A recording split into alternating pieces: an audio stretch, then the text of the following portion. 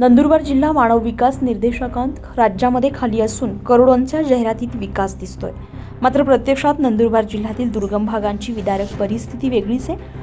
अतिदुर्गम भागात आरोग्य विभागाचे धिंडवडे झोळीतून रुग्णाला घेऊन जाताना दिसत आहेत। ज्या आदिवासींनी देशाच्या विकासासाठी आपल्या जमिनीचा त्याग करून सरदार सरोवर प्रकल्पासाठी आपली शेती घरे उजाडली, त्या आदिवासींना दवाखान्यात जाण्यासाठी ॲम्ब्युलन्स मिळू नये, गावापर्यंत जायला रस्ता मिळू नये, याहून मोठी शोकांतिका काय असेल। धडगाव तालुक्यातील सावऱ्यादिगर येथील आदिवासी आजही बांबूच्या चुळी आदिवासी गर्भवती महिलेला दवाखान्यात नेण्यासाठी डोंगर दऱ्यात खस्ता खातोय। ना धड रस्ते, ना दवाखाने, ना शाळा अशी परिस्थिती असल्यामुळे आदिवासी खरंच या देशाचा नागरिक आहे का असा प्रश्न पडतोय।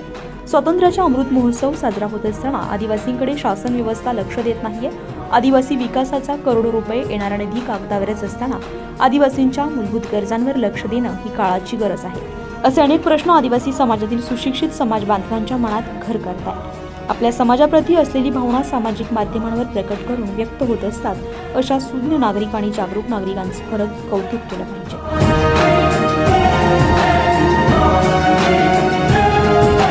24 लाईव्ह महाराष्ट्र न्यूजसाठी पंकज आहे, नवापूर, नंदुरबार।